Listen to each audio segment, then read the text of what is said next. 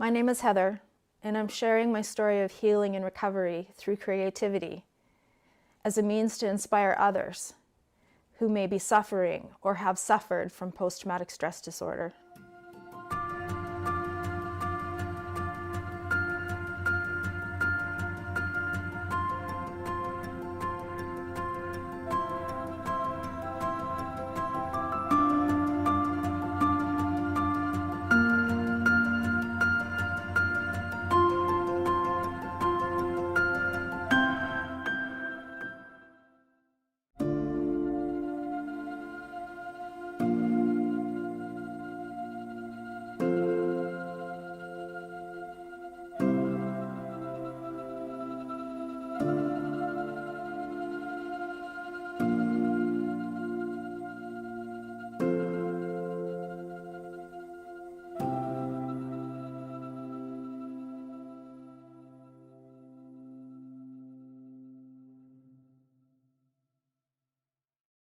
I worked in law enforcement for the last 21 years.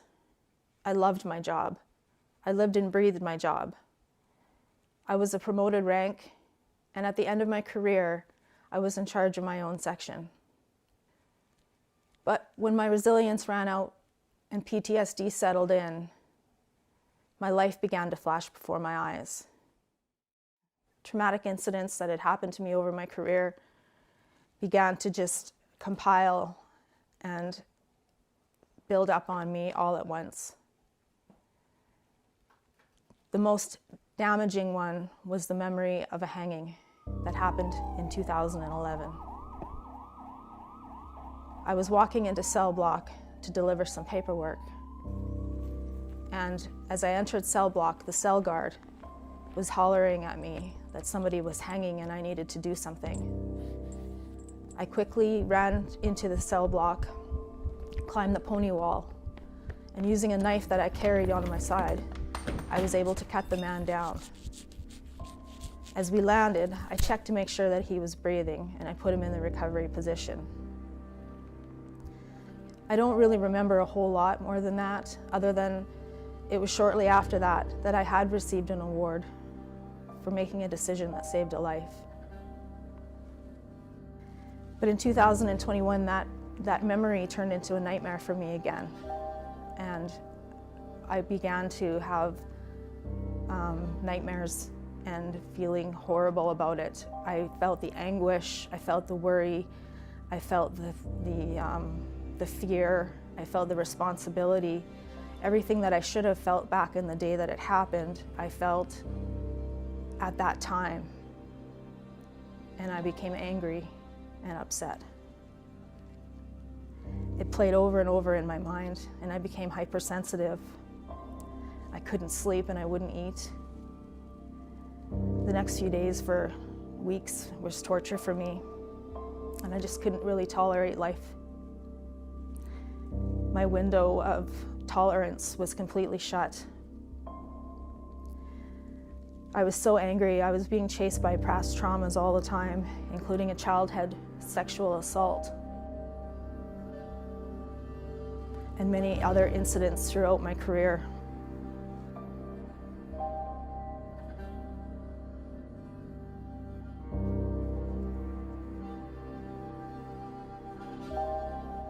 PTSD is the pain and the anguish that was the result of my moral injury. And my moral injury was severe because the symptoms were severe. I had begun to starve myself.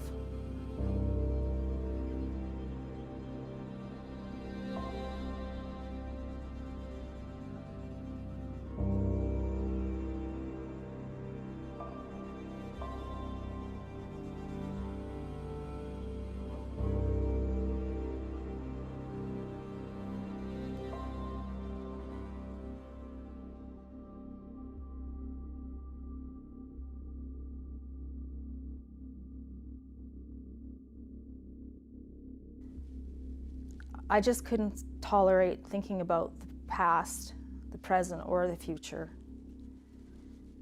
My window of tolerance was shut. Ironically, I was at the end of my own rope.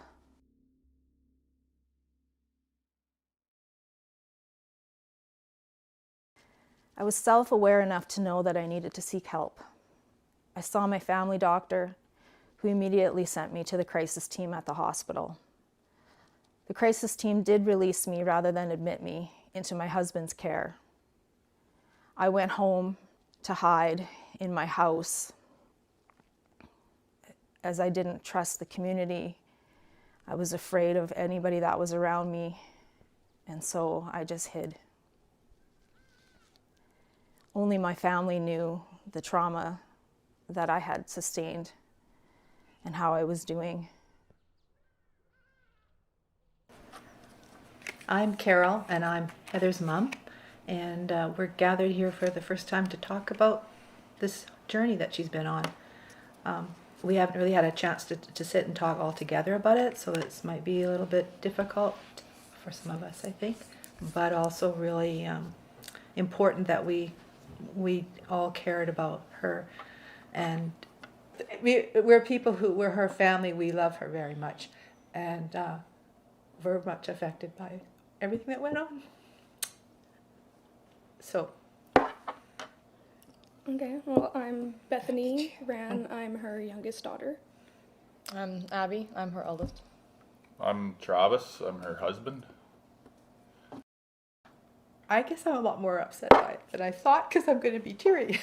But she's always been so strong and so in control, and sometimes maybe too much control, but always very much in control and taking care of all of us all the time.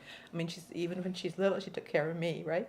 So to see her broken, and when she those first days, and there was days and days of phone calls. Like, I'd been on the phone with her as she tried to go through it, try to figure out what's going on.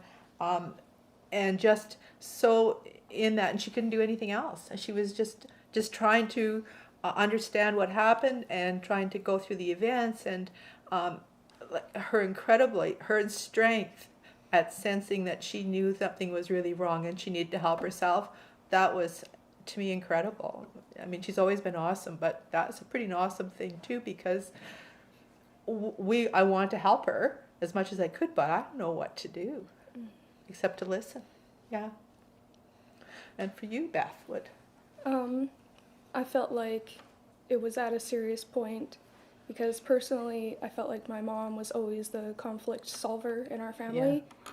Whether it's a conflict between me and myself, conflict between Abby and I, just anything going on in our daily lives, she was our problem solver. So when it became a time where she couldn't problem solve for us, and we kind of had to do it on our own and look for comfort elsewhere other than our mother, I felt like that was when I kind of realized something wasn't totally right with her. She wasn't being herself, or what we thought was herself. I just feel like that was the time it was really noticeable that there was a drastic change in her personality, in her just day-to-day life, and how she reacted and treated other people. What about you, Abby? I guess I knew what was happening when Mom just told me what happened at work. So then Mom's behavior at work was obviously different and more emotionally charged. And she just, everything was more emotionally charged than she's ever been her entire life. I've never seen her show an emotion, so. The hardest part. Well, Travis, what was the hardest part for you personally with Mom? The hardest part, there's a few. Seeing her not as strong as she used to be, kind of broken, I guess you can put it. I've never seen her broken. She always carried herself pretty high, and now she's on the low end, but especially when she came on the road with me and she was she slept a lot. She was always confused on her days, on the time. I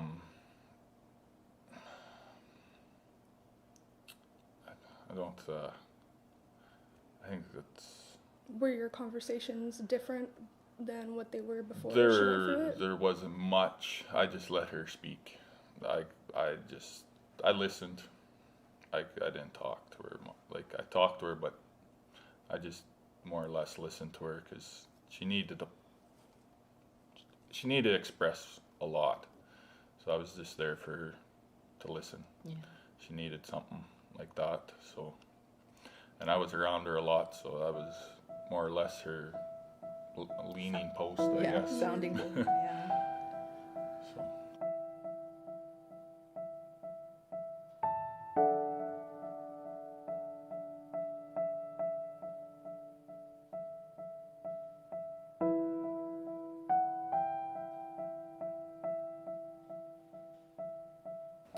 I think for me, like, it's all hard when it's your kid. But Heather has always been more than just my kid, and just the strongest person that I know, and we all depend on her. And I think for me it was like, holy crow, like, around in all of our lives we have people who have problems and issues and stuff, and as you know, in a family we do that, right? And you think, well, the one person that we can count on here that's going to take care of things or kind of get things done is going to be Heather. She's the strongest one in our family. I've always felt that. And all of a sudden to have her like pulling that pin, it was like, holy crow, you know, what are we going to do without her? Which is kind of selfish maybe, but it's kind of like that's how important she was to the family and to all of the things that happened and all our connections. So that was hard. And for me, a really scary part was, what if she never gets better? Like, what if this is forever? You know, like, it's like losing somebody. That way, that to me, I think was probably the hardest part. I didn't leave my husband's side then for the next few weeks. I traveled with him in his semi. It was a big responsibility for him, but he stuck by my side. I was a mess. I think we were both so preoccupied with my emotions that we kind of lost sight of my physical health because I deteriorated rather quickly. It wasn't until we really grasped how serious my situation was that we realized, you know, how sick that I had really become. I believe it was at this point when I hit my rock bottom that I really received the miracle of love. It was like I had a spiritual awakening. I found the inner strength to recover through prayer, and I began to pray. I felt like I was starting my life over with a clean slate. I learned how to choose love over fear, and I did it one step at a time. I identified my values of love and gratitude and forgiveness, and I committed myself to living out those values.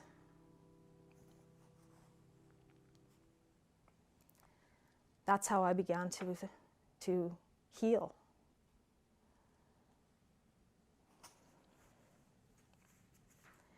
I realized that my anger and my blame that I projected onto anybody else only reflected back to myself. So I began to forgive. And the more I forgave, the better I felt. So it became easier for me to deal with my traumas that way. I also began to practice more self-kindness. And that was something that I had really been lacking, that is for sure. Trauma did lead me through a spiritual awakening, and that's how I was able to heal. This new commitment that I had made to my healing, I just felt so strong about it that I was starting my life over. That I felt like I needed to name it. It needed a symbol.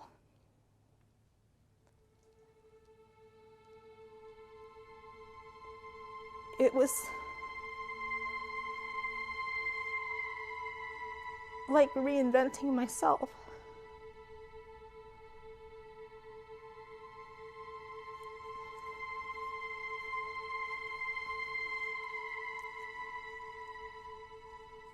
And that's why I named it Wisdom Feather.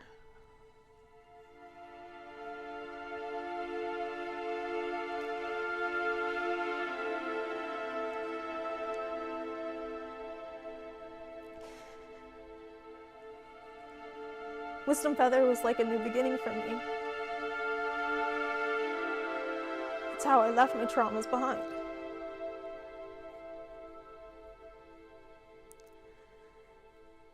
So I wanted to create a logo that would represent that for me. And I thought I would put it on items and give it away to people that I loved or that were part of my healing journey.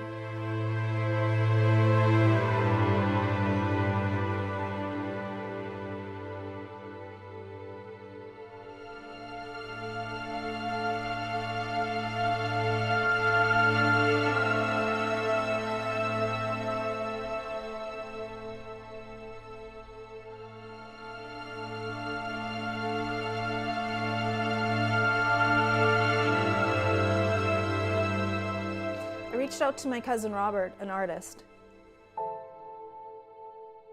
to see if he would help me design a logo.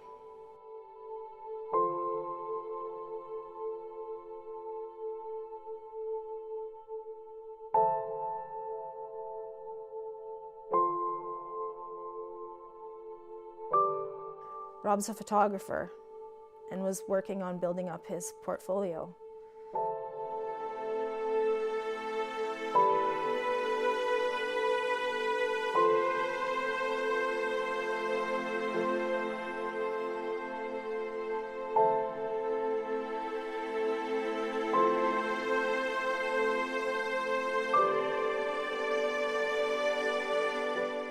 So when he asked me if I would be willing to model for him, I felt comfortable with him and I trusted him. So I said, yeah, why not? I could do that. So we took some photos and I was really happy with how they turned out. They were great and I felt confident about them.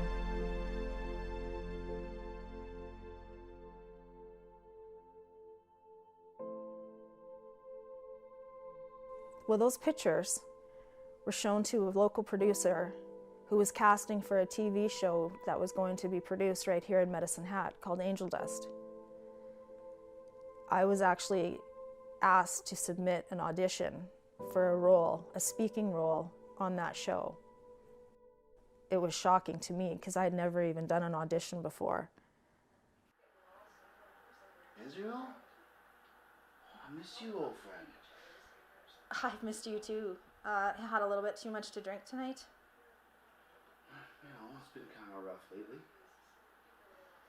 I was casted as Ezreal in a production being filmed here in Medicine Hat. I was in shock.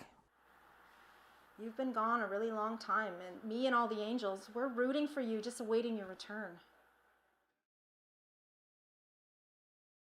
Hi, I'm Crystal Snow.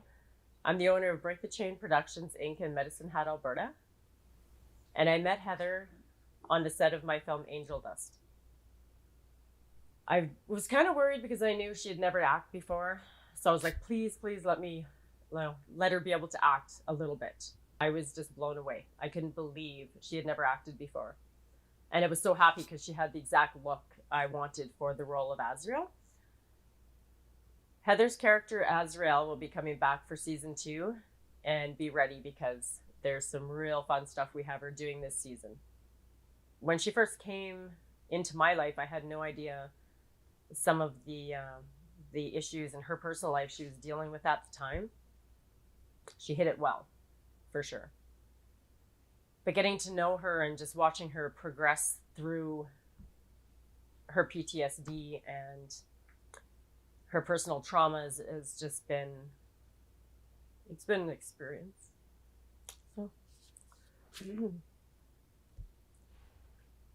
So, this woman is just amazing. So I'm so happy that she's worked through all her trauma, and it's like day and night from when I met her to now. She is just day and night. So absolutely love you, Heather. The seriousness of the role set in when I received my lines. They were lengthy. There was a lot for me to remember.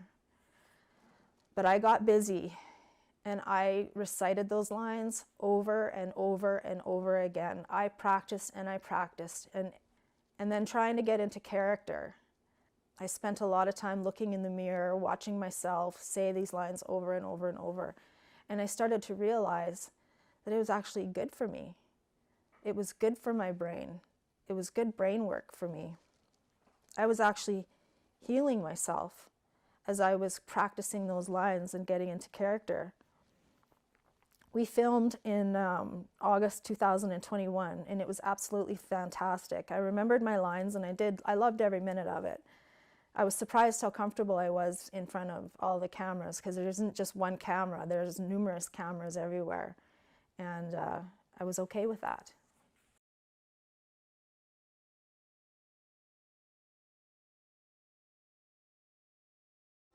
You disobeyed God.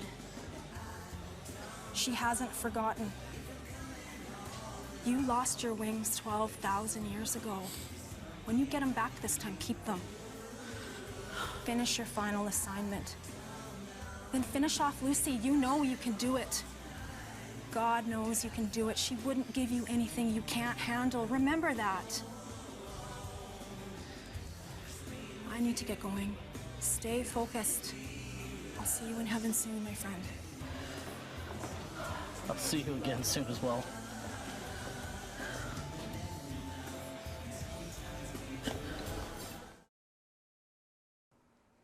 So it was suggested to me that I reach out to a talent agent by the name of Daryl Mork in Edmonton. So I did. And I had to send off some photos and a short audition. And he actually did. He took me on his roster. So it wasn't long before I was receiving auditions for commercials, feature films, and other projects.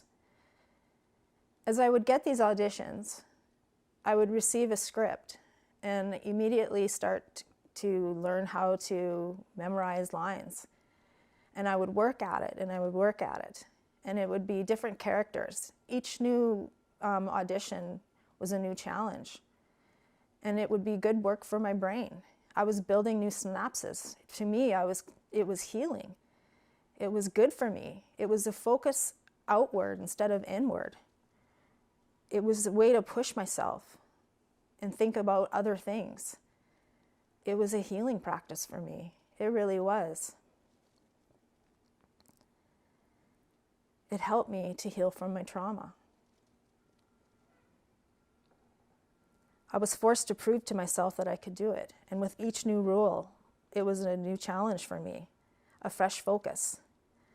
I honestly believe that this benefited my recovery in so many ways. I also think the timing was right. Laurie Ouellette was a good support for me as well. She asked me to participate in her own StoryHive documentary called The Strength of the Métis. I did appreciate her support and her help, and she's been a great mentor as well. Incidentally, she's the gal who shared my photos with the producer for Angel Dust. One audition in particular proved to be quite the experience for me. My agent got a hold of me and asked me if I knew how to ride a horse. I of course said yes, but it had been quite a few years. Then he asked if I could submit my audition over a text message within an hour. I of course said yes, and I submitted the audition, and the next thing you know, the casting director is calling me and asking me if I can ride at a gallop and get some riding in before filming in the next couple of months. Also, I needed to be on set the following morning at 7:30 a.m. in Leduc, which is about a 6-hour drive from my home. I was casted in Secret History Woman Warrior, a drama documentary to be aired on APTN. Julian Black Antelope was the director and creator. Plus, he starred in the production. I figured that out when I met him on set the following day. In order to get ready for the scenes on horseback, I called my Aunt Gladys and my Uncle Will, because I definitely felt like I needed some time with them.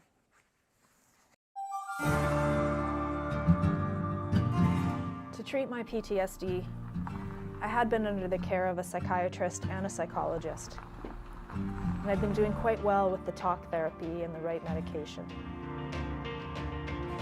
The key, however, was the actions that I took towards my recovery in my everyday life, and I needed to take action.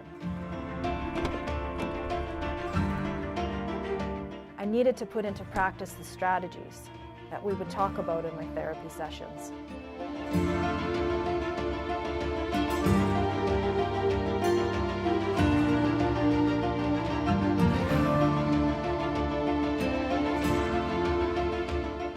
I made several trips out to Miniberries, spent a lot of time with my aunt.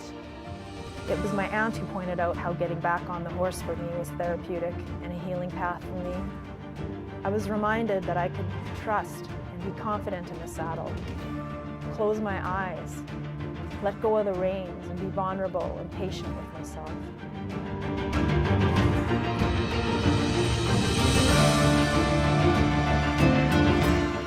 PTSD makes a person want to crawl up in a ball and just hide from the world. Yet here I was being brave, feeling like I was sitting on top of the world. The acting, all the different auditions, the riding, it all became a part of my action plan as I put into practice strategies to battle PTSD, such as learning to trust myself, self-care, self-love, patience, vulnerability, and forgiveness.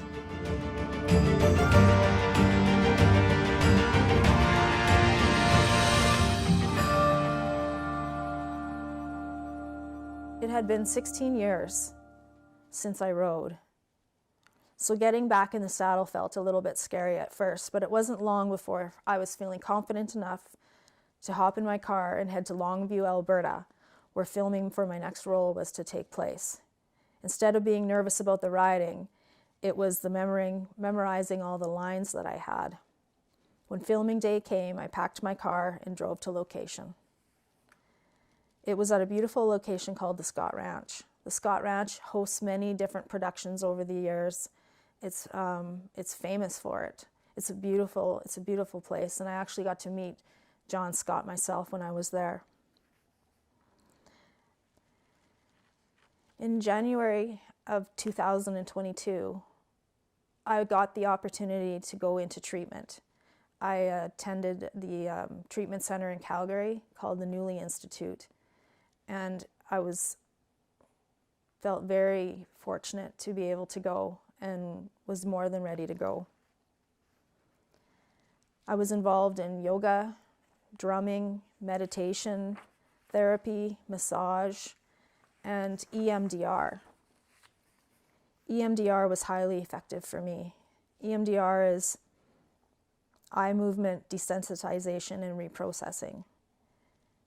I was actually discharged early, 2 weeks earlier than expected, which was good because being away from home was probably the hardest part of treatment for me. When I finished treatment, though, I just felt so refreshed. I was medically restricted from returning to my previous employment, so I was ready for some new beginnings anyway. Life seemed possible again. I was doing so much better, I felt like I wanted to just do something, but I didn't know what. I often think about, the other officers that I was in treatment with and wondered how they felt and what they were doing. One of the officers in particular, Chad, decided to walk across Canada to raise awareness for PTSD. And so I thought maybe we would just check in with him.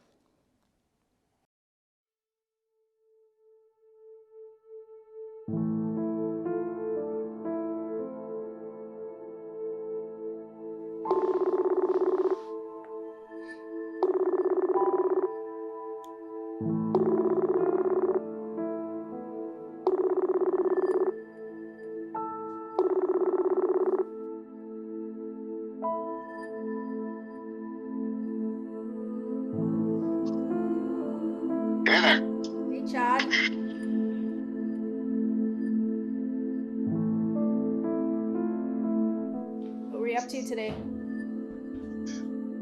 Not a whole lot. Just getting stuff ready for the second leg of the walk.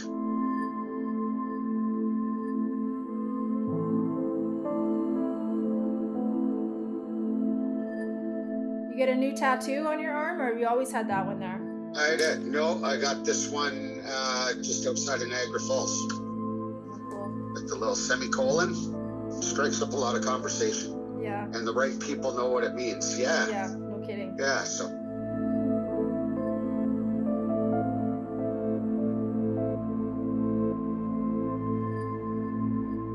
I was thinking about some of the, I'm gonna get emotional here. Thinking That's allowed. about some of the folks that I was in treatment with, and wishing the best, and just wondering about how some of you gentlemen have been. And you are one of the ones that I think about the most, because I see you the most, and I see your activity online, and I just hope that you're doing well. And I thought it would be a really good opportunity to just check in with you and see how you're doing, and just see how treatment was treating you, and how you were feeling after this experience we had at the Newly Center. Yeah. Oh. Well, thank you for thinking of me. It's, it's still a journey. My time at the Newly, I think like most of us, was very impactful, very helpful, and sort of, I guess the coaching they provide. I would always thank the clinicians for all the work that they do. Mm-hmm. But all my clinicians constantly reminded me that they're just they're there to coach and help us along. So it's one of those things through the Newly that I learned that I am part of the healing team. So it was the probably the most I took from that was that this is my healing journey, and they were there to help me face my demons, and give me more tools to work with, and be able to deal with things on a daily basis on my own, which is kind of cool, refreshing. Refreshing's a good word. Like, I know for me, when I left treatment, I just felt like a new person. Like, I just felt like I got to leave behind so much agony, and I felt refreshed, like I just wanted to just start my life over again as a new person, and just step out into the world and just do great things. And I'm working on this documentary, so I guess that's part of that for me. But I know for you, you've gone and taken a huge step, and you've taken on this C2C for PTSD, and I just watch you grow and glow as you do that. Is this walk that you're doing part of your healing journey? Yes, 150% yes. And it's healing me. It helps others, which obviously, it hits us in the heart when you can help somebody else through their challenges. I don't like using the word struggle, through their challenges. It's an amazing journey. Being physical and being out in nature, and how that helps one process, and really is amazing therapy.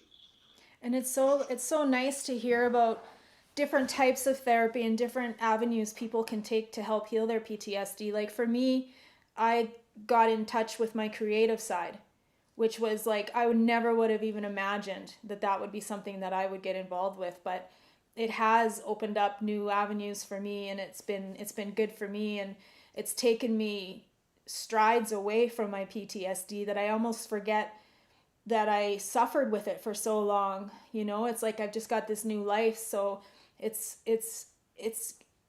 so helpful to be able to get involved in something that you wouldn't imagine that it would be so helpful, and then it just whisks you away into another dimension. Yes, that is so well put. Post-traumatic growth. When we hit that dark rabbit hole in our post-traumatic stress journey, we can't see how much good is actually out there. Mm-hmm. And it's that demon in our head that fills us with the the negative stuff. And once you start going through this healing journey, you know, I don't know what else to call it.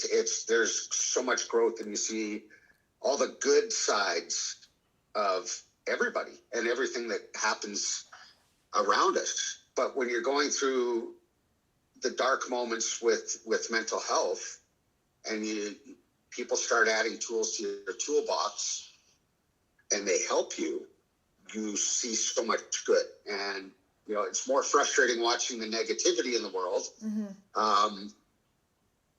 And you're like, man, why can't we just love each other? There's so much good out there. And what was when you decided to do C2C for PTSD, what was your ultimate goal? Like, what was your plan? What was your hope to accomplish? You know, if anybody has followed me on social media, I used the date of August 2nd, 2020, where Captain Morgan, he and I had developed a plan for suicide. And thankfully, he's also the gentleman that said, hey, screw it. Why don't we walk the country to raise awareness and start critical conversations surrounding mental health and post-traumatic stress. I was able to really find my purpose in life. So soul searching. So that mission's accomplished. So yeah, really, if there was a plan or a goal, it was just to start a conversation with those that may not be able to start the conversation in the workplace. Yeah.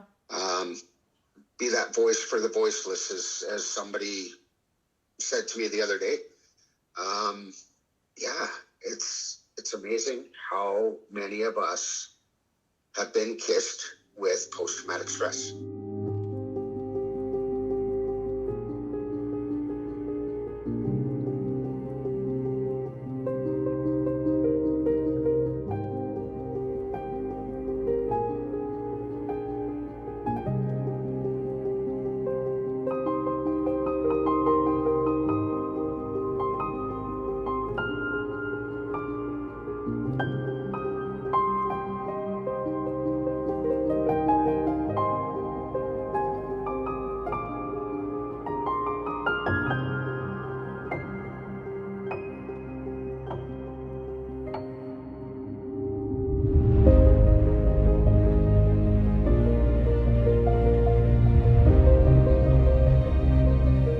Appreciate you chiming in here to chat with me a little bit and be a part of my documentary for StoryHive. And this is cool. Yeah, we'll see where this goes, because this is my way of creating some awareness for PTSD as well. Yes. Oh, good. I you know what? I'm excited for you. Thank you. And I appreciate what you're doing. You know, the more voices we have, the better. And fingers crossed. Man, good on you. And if there's anything I can do for you or help you out with, you know where to find me. Yeah, I sure do. All right. Thanks, Chad. Take care. All the best. And good luck with the rest of your walk. Right on. Thanks, Heather. Thanks. Bye-bye. Cheers.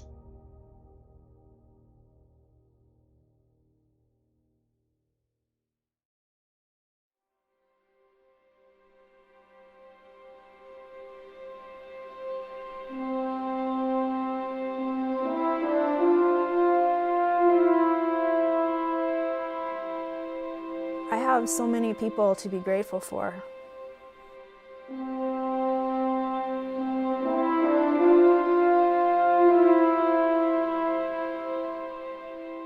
My friends and my family, especially my mom.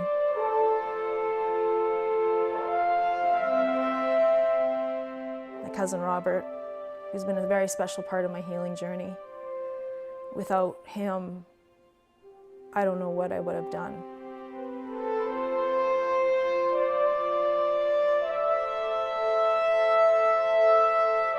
I thank Lori for her support, including me in her success, to Crystal Snow for mentoring me and giving me the opportunity to be a part of her team moving ahead, And finally to my husband, who's been my hero, who stood behind me and beside me through the best of it and the worst of it.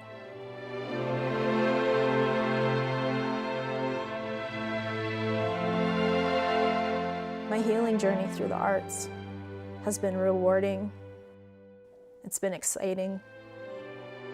And really, it's got to me to where I want to be, is just living my best life and being myself.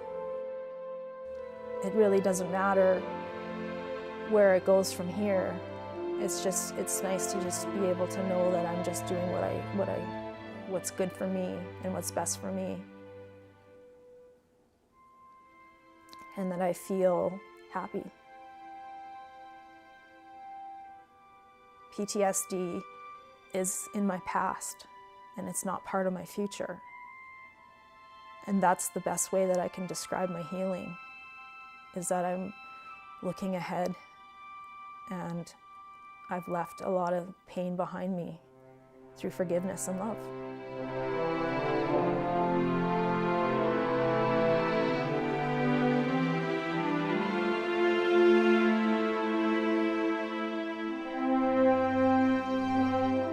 And that's what Wisdom Feather is all about for me, is about moving ahead with my life, away from the PTSD and away from the trauma and the pain.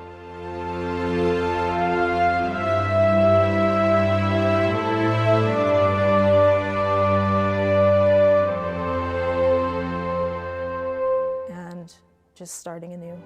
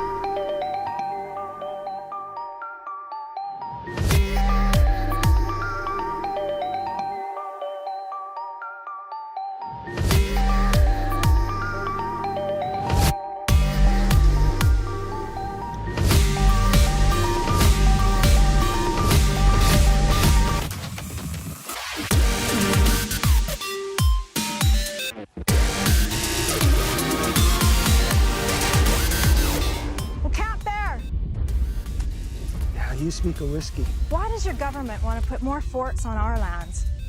We already have so many.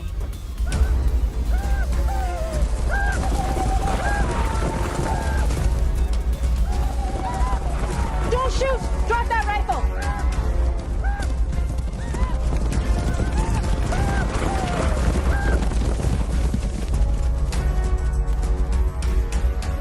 Nistua, Natuit Sixtina of the Weasel people.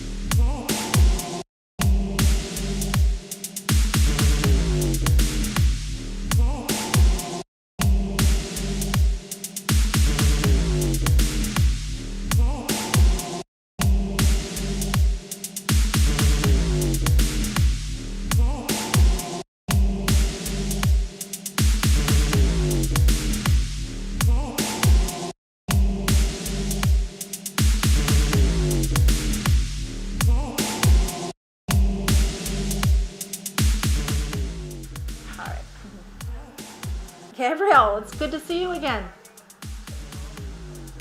Israel? I miss you, old friend. I've missed you too. Had a little bit too much to drink tonight. You know, it's been kind of rough lately. Hang in there, Gabriel. I mean, you're down to your last assignment. Stay focused. You've been gone a really long time, and me and all the angels, we're rooting for you, just awaiting your return. I'll live for a long, long time. I didn't tell you about that long time. Okay, well, I've heard you're making progress. And as a matter of fact, God herself sent me to you to deliver a message.